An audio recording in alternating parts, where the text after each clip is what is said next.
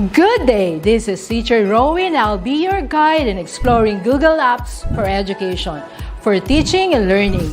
In Google for Education, teachers can connect and collaborate easily while staying on task. It gives teachers the freedom to spend more time personalizing the learning experience and less time managing it. Students can learn essential skills such as 21st century problem solving, which they can use it in their future careers. As such, the accessibility features will also help and assist every learner to do their best work. Google offers different useful applications that we can use to connect education to technology. This will help our teachers as a 21st century educators to innovate and find ways on how to make teaching and learning more exciting, engaging, effective, and flexible to the demands of the society. Let's re-explore the education experience by discovering new angles to create, collaborate, and communicate as one. Para sa bata, para sa bayan, at para sa guro. Ang pagkatuto, huwag gawing komplikado. Sulong edukalidad.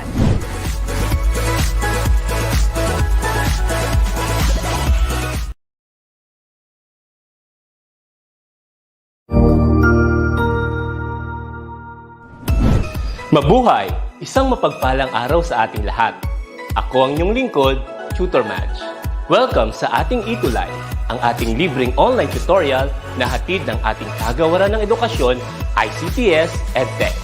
Ang programang ito ay inaasahang makatutulong at maging karagdagang kaalaman sa mga mag-aaral mula kinder hanggang senior high school, ALS, Alive, at SPED learners.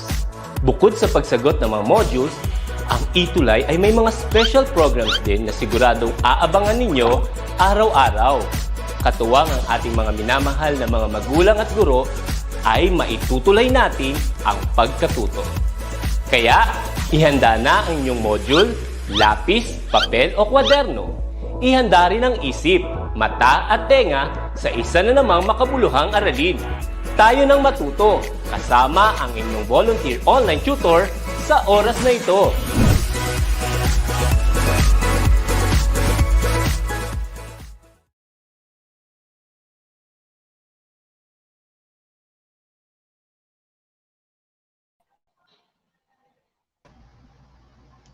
Alright, good afternoon! Isang magandang hapon at ligtas na hapon, everyone! Good day, grade 5 learners! Samahan niyo muli kami ni Tutor Maha. Ayan si Tutor Maha. Sa isa na namang panibagong linggo na makabuluhang talakayan dito lamang po sa ating ETUlay online tutorial. At muli, ako si Tutor Love from SDO Olongapo City. And today is another lovely day to learn and explore through science. Muli, isang magandang hapon sa inyong lahat. Good afternoon, Tutor Love, at sa ating mga kapwa guro, mga mag-aaral na grade 5, sa ating mga principal, school head, mga magulang na tumututok sa ating hapon na ito. Muli, ako nga po pala si Tutor Maha na nagsasabi sa inyo na sa science, ikay maha, halina sa kalamang aming daladala. Ayan. Alright, special ang araw na ito, Tutor Maha, hindi ba? Kasi po, today is the celebration of National Children's Broadcasting Day. Kaya naman, bukod sa kasama natin ngayon si Tutor Maha, may makakasama pa tayo. Ayan, siguro ipakilala na natin ngayon, Tutor Maha, ang ating Mini-Me. Ayan, sige. Ayan, ngayong hapon na to mga learners ay meron tayong mga bagong tutor na sasamahan tayo para sa ating aralin ngayong hapon. Walang iba kundi si Tutor Alexa at si Tutor Rian. Ayan. Yes, pakilala muna sila siguro. Tutor Alexa, why don't you introduce yourself sa ating mga manonood? Magandang hapon po. Ako po si Alexa Margaret J. Felix mula sa General Gregorio del Pilar Integrated School, SDO, Bulacan. Alright. What about Tutor Rian? Good afternoon, everyone. Ako po si Rian Christian S. Ganancial, grade 5 pupil from Gordon Heights 1 Elementary School, Olongapo City. Yay! Siguro, Tutor Maha, no, baka may gusto silang batiin or gusto nilang Batiin, batiin ang yes. kanilang mga guro. Ngayon na ang ating pagkakataon. Sige, Alexa, baka may gusto kang batiin, Tutor Alexa. Binabati ko po ang aking principal, advisor, science teacher, classmates, at mga learners na nanonood po sa atin. Ayan. O, ikaw naman, Rian, Tutor Rian. Baka may gusto kang i-shoutout ngayong hapon na ito. Hello po sa aming School Division Superintendent, Ma'am Leilani Samson Cunanan, Principal Ma'am Marites A. Calara, sa mga teachers sa Gordon Heights 1 Elementary School, especially sa advisor ko po, si Ma'am Zenaida G. Espiritu, sa mga schoolmates ko po and classmates ko po, Grade 5 SPED Section Serenity, at sa aking family po. Alright. Hello sa Ayan. lahat ng teachers, di ba? Teachers and Yes. classmates ni Tutor Alexa and Tutor Rian. Alright. Ayan, at dahil sinoutout na nila yung kanilang mga classmate, advisor, ayan, dako naman tayo dun sa mga viewers natin ngayon at mga kasama Yes. nating mga learners, Tutor Love. Nandyan si Hannah Artajo from Patulo Elementary School ng Marilao, Bulacan, Panotis po, Tutors. Hello! Kasama Hello, din Hannah. natin si Ayesha Rose de la Cruz, ayan, na mula sa Balayong Elementary School. Grade 5, Fortitude. Kasama din natin si Felicity Lawrence na mula sa SDO Malolos sa Malolos Integrated School at Lag. Ayan. Ayan yung mga kasama natin ngayon, Tutor Love, na sasamahan tayo sa panibagong aralin. Alright. So don't forget din po na i-share natin itong ating live so that Yes. marami ang makapanood. Dahil tiyak kong magagaling ang ating mga makakasamang tutor, mini-me tutor this afternoon. So once again, good afternoon po sa lahat ng mga nanonood. Good afternoon sa mga kasama namin ngayong hapon. Ayan, at dahil dyan, simulan na natin para sa ating aralin. Ngayong hapon na ito ay tungkol sa modes of reproduction in flowering and non-flowering plants. Yan yung ating pag-aaralan ngayon. And because of that, ayan, magkaroon but muna before tayo that, ng baliktanaw. Yes, Tutor Love? Sige. Bago tayo dumako sa ating aralin, let's proceed muna or pag-usapan muna natin yung naging topic natin last week. At ituturo yan sa atin o babalikan yan kasama ng ating tutor na si Tutor Maha and Tutor Alexa. Go ahead po, kayo po muna. Yes, thank you Tutor Love and Tutor Rian. Ayan, para sa ating baliktanaw, ano nga ba Tutor Alexa? Ang ating pinag-aralan, ito ay tungkol sa reproductive parts of a flower. Ano nga ulit yun, Tutor Alexa? The reproductive parts of a flower. Stamen, male part of the flower. Pistil, female part of the flower. Yes, the stamen and the pistil. At ang male reproductive parts or stamen, ano nga ulit yun, Tutor Alexa? Anther and the filament. Yes, the anther and the filament. How about the female reproductive parts or tinatawag natin na pistil? Ano yung mga parts na ito? Stigma, the style, and the ovary or ovule. Yes. And another, hindi lang yung flowers o yung pinag-aralan natin, ang reproductive parts din ng stem, root at leaf. Ayan, kasama diyan sa tinalakay natin nung nakaraang linggo. At isa-isahin natin ito. Ito ay runners are stem that grow horizontally above the ground. They have no nodes, but where pods are formed. Yes, and next is the sucker, or upright shoots that grow from buds found at the base of stem of parent plants. Okay, ang example natin dyan sa sucker, yung apple, yung elm, or yung banana tree. Yan yung mga example natin ng sucker. Another, we have, Yes, tutor. Alexa, ano pa yung ating tinalakay? A bulb contains Yes. an underground stem. Leaves are attached to the stem. These leaves contain much stored food. Ayan, and rhizome, also known as the rootstock, ang tawag natin dito. It is a type of plant stem situated either at the soil surface or underground that contains nodes from which roots and shoots originate. Mga example natin ng rhizome, yung ginger, yung bamboo, and the snake plant. Yun yung mga example natin ng rhizome. Okay, next is New plants will grow out of soil. Modified roots called tubers. ayan, yung tubers na tinatawag natin. Example natin dyan, yung nakikita nyo larawan is yung carrots. Okay. Then other plants grow small plants on the edge of their leaves. These small plants are called plantlets, ang tawag natin dito. Ayan yung ating example or yung bryophyllum, yun yung example natin ng plantlets. Okay, now, para naman sa ating side quest, sino ba ang ating makakasama o maglalahad nito, Tutor Alexa? Sina Tutor Love at Tutor Rain po. Yes. Alright. Thank you, Tutor Maha and Tutor Alexa. Thank you sa ating saybalik tanaw at tiyak ko na naunawaan at naalala ng ating mga mag-aaral yung naging topic natin last week. Now, this lesson, ito naman po yung side quest natin, will help you better understand the different modes of reproduction ng plants. Pero bago tayo tumungo doon, let's have first an activity na magsusukat kung ano ba yung nalalaman natin tungkol sa lesson na ito. So, Tutor Rian, ano ba ang gagawin ng ating mga learners this afternoon para sa ating side quest? Read each item carefully. Choose and write the letter that corresponds to the correct answer. Okay, so choose the letter that corresponds to the correct answer. So question number 1.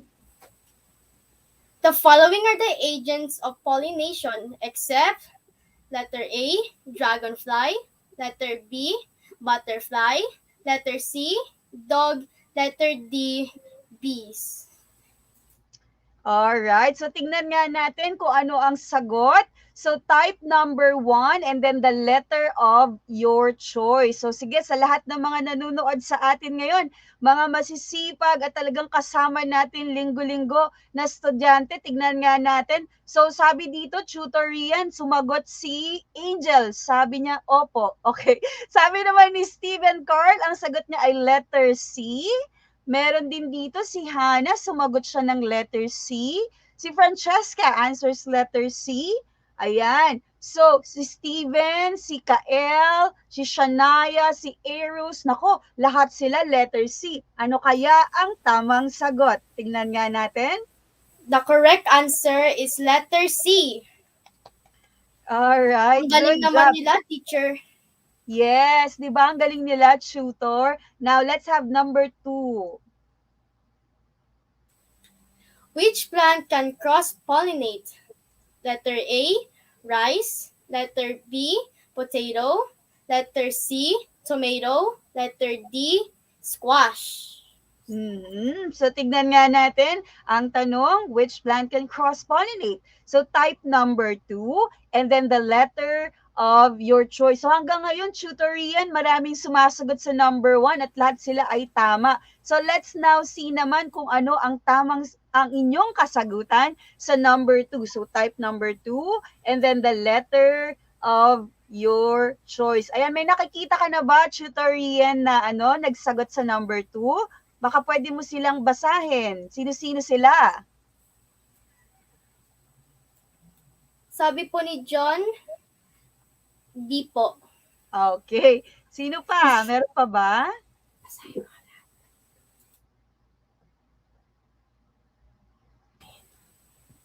Alright. Si Felicity answers B, di ba?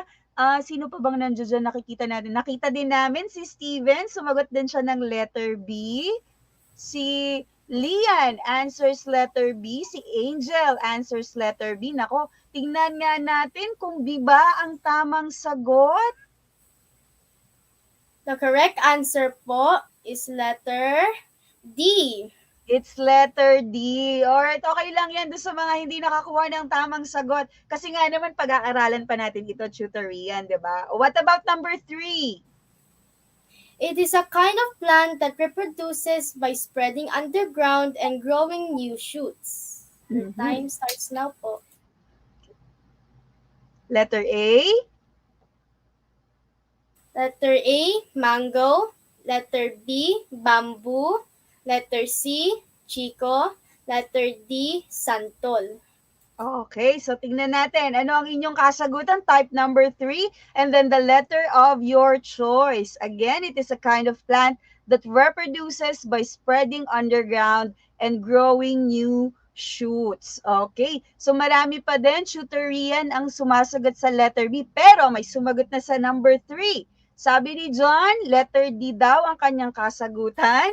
May si Hannah sumagot ng letter B. Angel answers letter B. Ayan. Si Ashina, B po. Si Steven, B.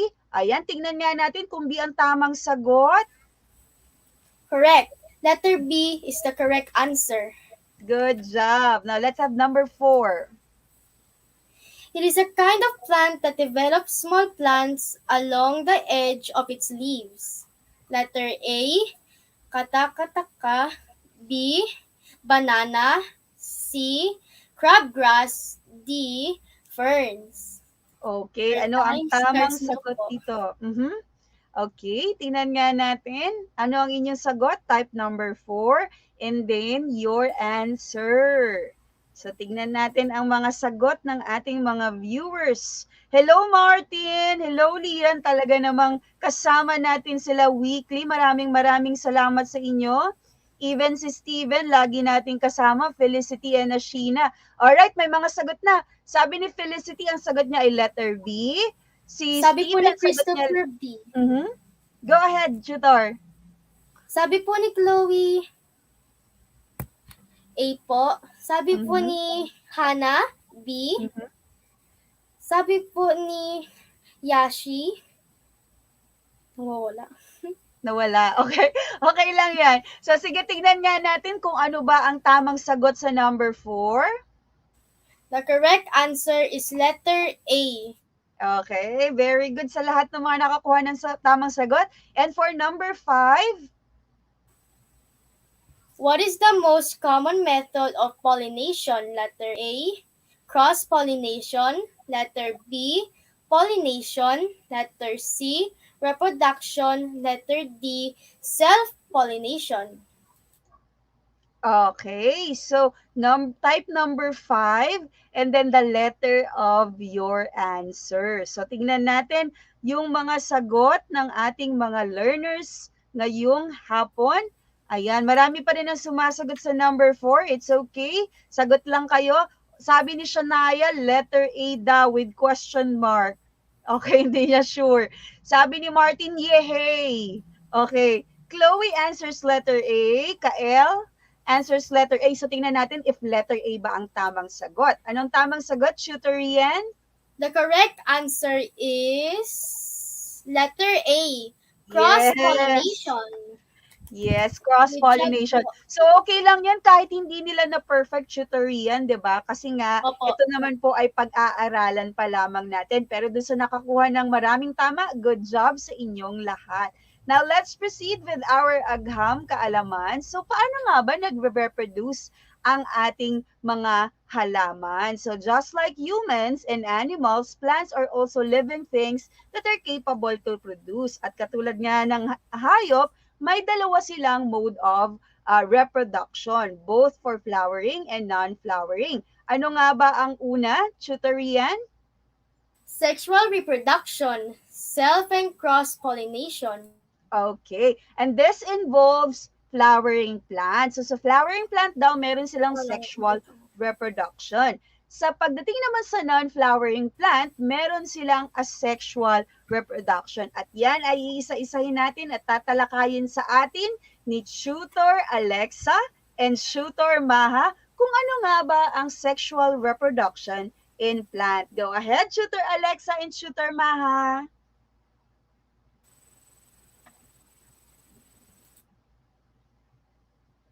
Alright, habang inaantay natin si Tutor Alexa and Tutor Maha, batiin muna natin, sabi ni Arkin, hello po, grade 5 SSES Pinawod Central School. Ayun na sila. Okay. Go ahead, Tutor. Ayan. Thank you, Tutor Love and Tutor Rian. Ayan. Para sa ating pag-aaralan ngayong hapon, ito ay tungkol sa sexual reproduction in plants. Pag sinabi nating sexual reproduction, ito yung flowering plants na tinatawag natin. Okay? Handa ka na ba, Tutor Alexa? Opo. Okay, simulan na natin.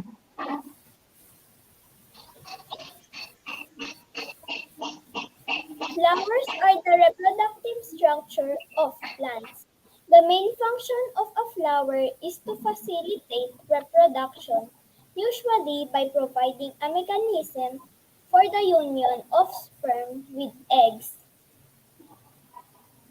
Ayan, yung flower na tinatawag natin sometimes o minsan, ito ay kilala o tawag sa bloom or blossoms ang tawag natin dito mga learners. It is the reproductive structure found in flowering plants. Ayan, syempre, yung biological function ng mga bulaklak, yung mag-facilitate ng reproduction. And ito usually by providing a mechanism for the union of sperm with eggs, or di ba? Kaya nga yung reproduction ng plants ay para ding reproduction ng human at ng animals. Next is pollination. Pollination happens when pollen grains from the male anther of a flower are transferred to the female stigma. Yung pollination, ang tawag natin doon sa essential process for the germinations of seeds para dumami yung mga flowers or yung plants natin. Ito ay dahil or sa pamamagitan ng pollination na tinatawag natin. Flower reproductive structure, tandaan nyo, are found in flowering plants, kaya nagkakaroon ito. Then pag sinabi natin pollen or the pollen grains, mga learners, it is the fine powder, yung mga fine powder na nakikita natin sa flower, and it is usually yellow and can make you sneeze, yung parang nababahing tayo. And pag pinag-usapan natin yung pollination, we have two kinds of pollination. Ano nga ulit, Tutor Alexa, ang two kinds of pollination? The two kinds of pollination is self-pollination and cross-pollination. Yes, tama. Okay, isa-isay natin, Tutor Alexa. Ano nga ba yung tinatawag natin na self-pollination? Self-pollination occurs when the pollen is transferred from the stamen of one flower to the pistil of the same flower. A pistil is the same flower collects the pollen. Pollen comes loose from the stamen. Yes, tama. Pag sinabi nating self-pollination, nangyayari or nagaganap lamang ito doon sa isang bulaklak lamang. Na kung saan yung pistil, yung pistil na tinatawag natin or yung same flower collection of pollen, yung anther or yung male part. Okay, male part of the plants ay kailangan yung pollen grains ay mapunta or ay maidala niya yung pollen na to dun sa stigma or the female part of the plants. Iyan yung sa self-pollination na nagaganap. Tandaan nyo kapag sinabing self-pollination dun sa iisang bulaklak lamang. Okay, nagkakaroon ng pollination na tinatawag natin. Pero pag sinabi naman natin na cross-pollination, okay, ano naman, Tutor Alexa, yung tinatawag natin na cross-pollination? Cross-pollination. The pollen grain is transferred from the anther of one flower to the stigma of another flower of the same kind. Yes, yung cross-pollination natin na to, kung mapapansin nyo dito sa ating larawan, meron tayong dalawang bulaklak. Okay. Ang cross-pollination na to, yung pollen grain or yung pollen ay nagtatransfer o inililipat. Okay. Inililipat mula doon sa anther, mula doon sa male part ng halaman, okay mula doon sa male part, papunta sa stigma, which is the female. Okay, which is the female part of the flower or the plant, papunta dun sa panibagong bulaklak. Okay, para mas maintindihan natin kung ano yung cross-pollination, mayroon kaming video. Yan. Tingnan natin kung paano nga ba nagaganap ang cross-pollination at ano nga ba yung mga agent na tumutulong para magkaroon ng cross-pollination na tinatawag. In the nature cross-pollination, it is the most common method of pollination. It requires agents to carry the pollen from flower to another flower. Tandaan yung agent. There are many agents of pollination. Pwedeng bees, butterflies, dragonflies, and other insects may carry the pollen grains on their feet. Dun sa paa nila. As they move from flower to flower, the pollen grains may be transferred from their feet to the tip of the style. Okay, ano yung pwedeng ano pa yung pwede nating maging factor doon? Hindi lang yung ating mga agent. Ano pa yung agent? Hindi lang yung mga hayop na to. Wind is another example. Okay, yung wind or yung hangin, it also carries pollen grains. Ayan. Wind may blow the pollen grains and they may fall on the stigmas of another flower. Pwede rin pala yun, mga learners, na yung hangin ay makakapagdala or makakapaglipat ng mga pollen grains papunta dun sa another flower. And also, yung people or yung tao mismo. Because people can also be agents of pollination. By touching different flowers, they may be transferred pollen grains from anther of a stigma to the style of a pistil. Di ba pag pumipitas tayo, learners, ng bulaklak, humawak tayo dun sa isang bulaklak, tapos humawak ulit tayo sa isang bulaklak. Okay, ibig sabihin, pwede na yung nadikit sa atin or nakuha natin ng mga pollen grains ay matransfer natin dun sa another flower. And yung flower na yon na napag-transfer natin, pwede siyang makapagdulot or pwedeng magkaroon ng pollination mismo doon. Okay, iyon yung tinatawag natin na cross-pollination. Hindi lamang nagaganap yung reproduction sa iisang flower o halaman lamang. Kung hindi, pag sinabi natin cross-pollination, lumilipat yung pollen grains na kung saan cross-pollination ang tawag natin dito. Once na nalipat yung mga pollen grains na to, papunta dun sa mga stigmas or another flower, ay makakapag-create or magkakaroon uli ng panibagong reproduction ng plants or ng flower. Ayan ang tinatawag pagdating sa sexual reproduction in plants. Okay, paano naman, Tutor Alexa, yung asexual reproduction in plants? Okay, yung asexual reproduction naman ng plants ay ilalahad or didiscuss natin ni Tutor Love and Tutor Rie. Thank you, Tutor Maha and Tutor Alexa. So yun po ang sexual reproduction that involves flowering plant. Ngayon naman pag-uusapan natin yung asexual reproduction sa tulong ni Tutor Rian. Ano nga ba ang asexual reproduction? So katulad ng sexual reproduction, may iba't ibang methods din ito. At kilala nga dito yung dalawa, yung tinatawag nating natural vegetative reproduction at artificial vegetative reproduction. So isa-isahin natin. Ano ba ang ibig sabihin, Tutor Rian, ng natural vegetative reproduction? Ang natural vegetative reproduction is any form of asexual reproduction occurring in plants in which a new plant grows and develops naturally without human action. New plants may sprout from stems, roots, or leaves, or a parent plant.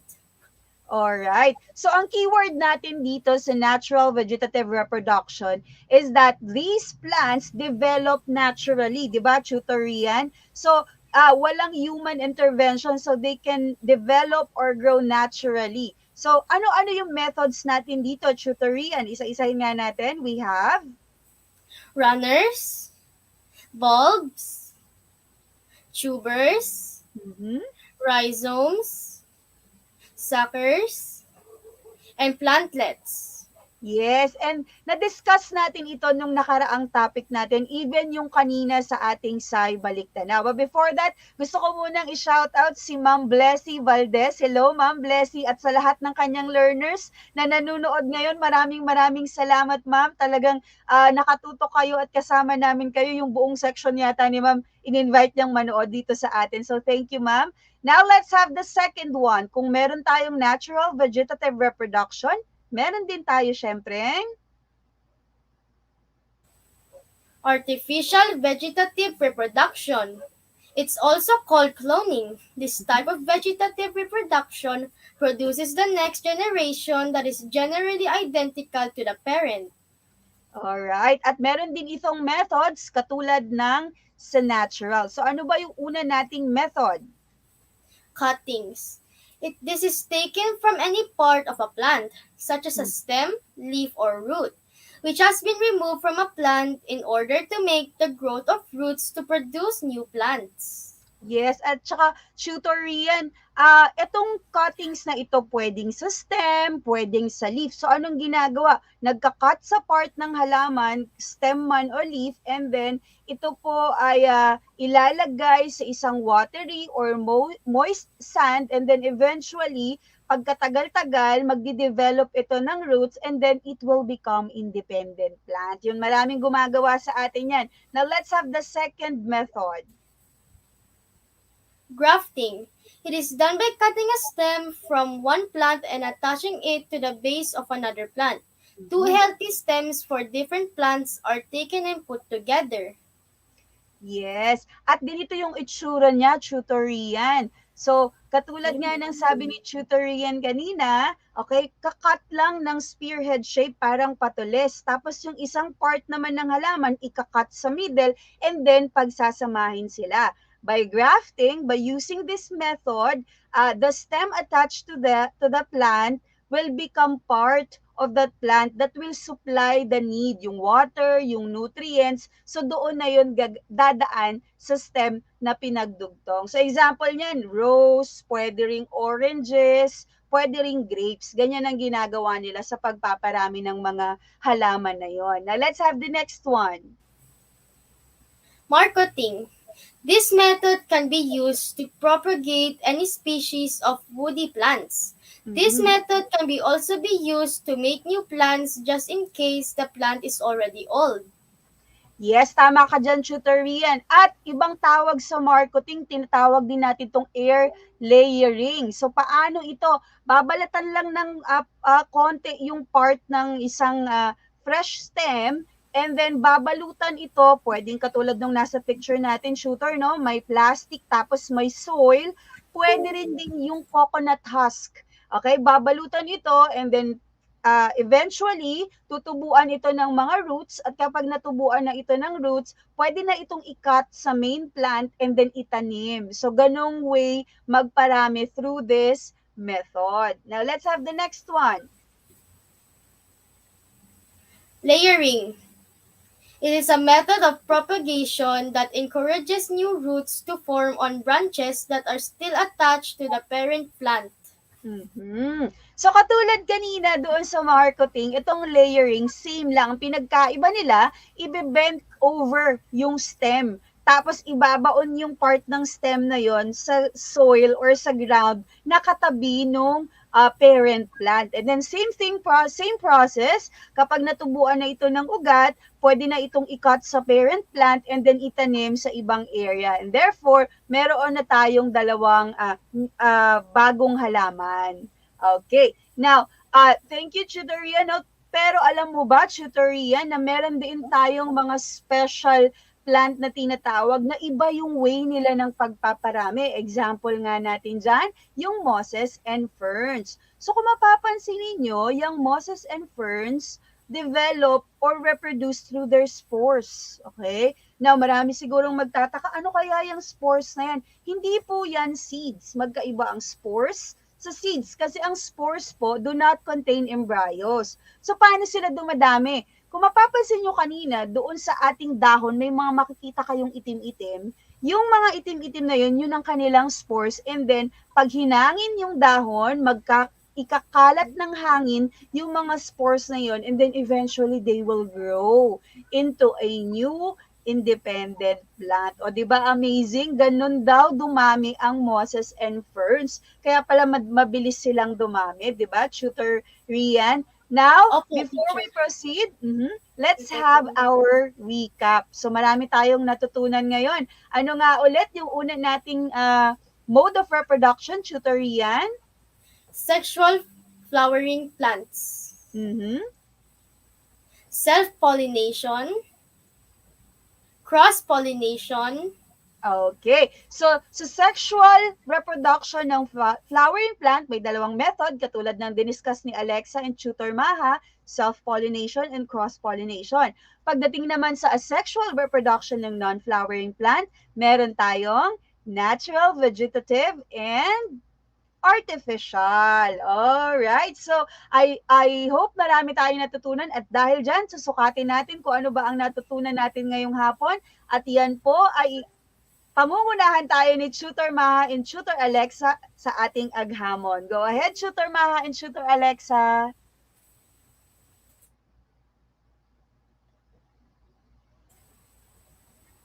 Alright. Wala pa sila. So sige, bati muna tayo. Sabi ni Hannah, hi Faye. Sabi ni Rafael, okay po. Sabi ni Angel Julian, opo, opo. So thank you sa inyong panunod. Okay, andyan na sila. Go ahead po para sa ating aghamon.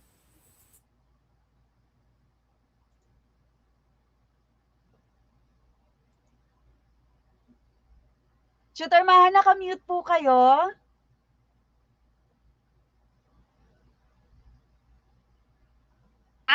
And time to check your understanding, learners, about the topic with the help of our next activity called Aghamon. Ayan, ano nga ba ang gagawin nila, Tutor Alexa? Determine the mode of asexual reproduction of the listed plants below. Write N for natural vegetative reproduction and A for artificial vegetative reproduction.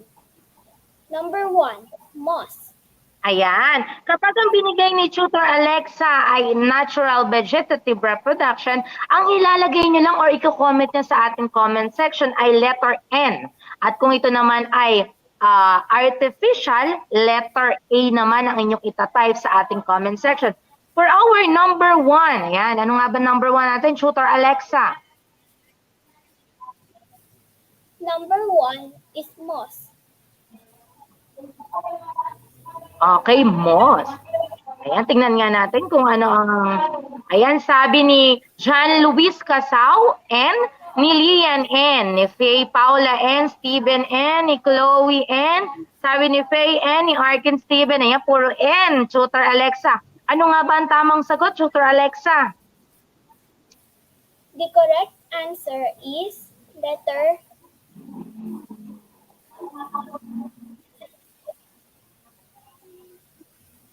The correct answer is Ayan, letter N ang correct answer or it is yes. Yan, tama, natural vegetative. Number 2. Number 2, potato. Ayan, parang mabagal lang ang dating kay Tutor Alexa. Yes? Yan. Number 2 is potato. Yan. Sulat lang natin or type natin sa ating comment section. Is it a natural vegetative or artificial? Yan, sabi ni Chloe, letter A. Sabi ni Arkin, A daw. Sabi ni Chloe, N. Ayan, sabi ni Steven, Anika L. Ordonio, letter A. Tutor Alexa. Sabi din ni Arkin, letter A, ni Felicity, letter A. Ano nga ba ang tamang sagot, Tutor Alexa? The correct answer is letter N. Natural vegetative reproduction. Okay, natural. Very good ang mga tamang sagot. Para naman sa number 3. Number 3, santan. Ayan, santan ang ating number 3. Tingnan nga natin kung ano ang mga sagot ng ating mga learners. Tutor Alexa, sabi ni, okay, type nyo lang yung number and yung sagot ninyo kung ito ba ay letter N or ito ay letter A. Sabi ni Steven, ni Steven Tutor Alexa, letter A. Okay, letter N. Sabi ni Faden, letter N. Sabi ni Riona, letter N. Sabi ni Shania, letter N. Okay, sabi ni Felicity, letter A. Sabi ni Airlion, ayan, tama ba? Letter A ni Shania. Okay, tingnan nga natin kung ano ang tamang sagot. Tutor Alexa. The correct answer is letter A, artificial vegetative reproduction. Yes, letter A ang tamang sagot. Ayan, para naman sa number 4. Number 4, calamansi. Okay, number 4 is calamansi. Ayan, tignan nga natin kung ano nga ba. Okay, isulat lamang ang number. Lagay lang number 4 and yung sagot ninyo kung ito ba ay letter N or ito ay letter A. Ayan, sabi ni Steven, letter A. Sabi ni Lian, letter N. Ayan, sabi ni Felicity, yay, tama ako. Very good, Felicity. Sabi ni Ron, ayan, napakahirap ng pangalan mo, anak. Letter N. Sabi ni Faye, letter N. Ni Ayesha, N. Ni Faye Paula, N. Ni Shania, N. Ayan. Ano nga ba ang tamang sagot, Tutor Alexa? The correct answer is letter A, artificial vegetative reproduction. Yes, it is artificial vegetative ang calamansi. And for number 5? Number 5, sugarcane. Ayan, sugarcane. Sa Tagalog ito ay tubo. Yan ang tawag natin dyan. Okay? Ilagay lang yung number 5 and the letter of your answer sa ating comment section. Ito ba ay letter N or natural vegetative or letter A or artificial? Sabi ni Steven, letter A. Sabi ni Ayesha, ay sayang naman. Sabi ni Arkin, letter A. Sabi ni Lance, letter N. Sabi ni Shania, letter N. Sabi ni Lance, ni Lian, letter A. Sabi ni Arkin, ayan, letter N. Tingnan nga natin, ano nga ba ang tamang sagot, Tutor Alexa? The correct answer is letter A, artificial vegetative reproduction. Ayan, tama. That got correct answers. Ayan, tama. Thank you, Tutor Alexa. At dahil dyan, sige, sulat nyo nga kung nakailan nga ba kayo sa ating activity ngayong hapon na ito. Yan, sulat nyo lang kung kayo ba ay naka 5/5, naka 4/5. Ayan, ang galing naman. Thank you, Martin. Ayan, dahil dyan, bibigyan namin kayo yung mga nakasagot ng isang mahusay badge. Ayan. At gusto nyo bang mapabilang or maging batang scientist of the week? Ano nga ba ang dapat nilang gawin, Tutor Alexa? Want to be featured on our next episode? Be the batang scientist of the week.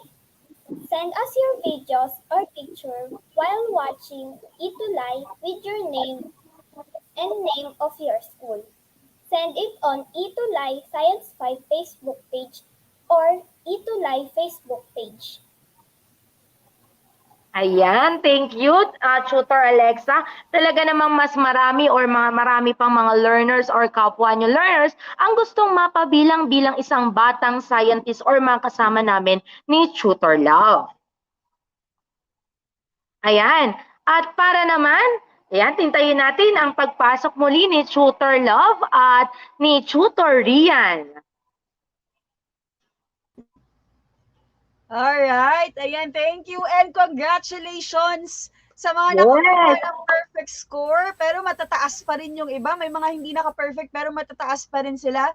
So congratulations and thank you din, Tutor Alexa, sa pag-invite. Ngayon naman, nais namin kayong marinig. Go ahead, Tutor Rian. Nais namin kayong marinig. We would love to hear your thoughts or feedback on how we can improve your experience. Visit ETUlay feedback form. Yes. Or pwede din sila mag-message dito sa ating comment section or i-message tayo sa ating ETUlay Science 5. So once again, thank you Yes. so much. Maraming salamat sa lahat ng nakasama natin. And ayan, so bago tayo tuluyang magpaalam, magpapaalam muna si Tutor Alexa and Tutor Rian. Go ahead. Muli, ako po si Alexa Margaret J. Felix mula sa General Gregorio del Pilar Integrated School, SDO, Bulacan.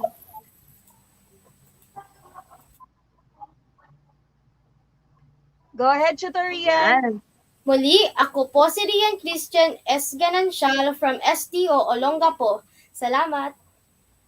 Thank you. At muli, ay susundan ka na rin sila. Muli, ako po si Tutor Love. At if you want to keep learning with us, be sure po to join us again next time for another lovely day of learning science only here on ETUlay. Ayan, at muli uli, ako naman si Tutor Maha. Remember learners, sa agham, lamang ang may alam. Muli maraming salamat po sa inyong lahat. Thank you Tutor Alexa and Tutor Rain. Yes. Bye. Thank you. Bye. Thank you sa lahat.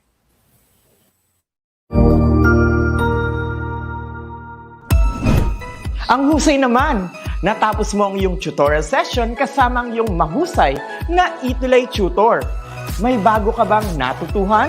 I-share na yan gamit ang hashtag ETUlay Level Up. Huwag aalis ha, dahil may susunod pang programa na pwede mo ring panoorin at salihan. Dahil naghihintay na ang iyong mga tutors. Happy learning dito sa ETUlay!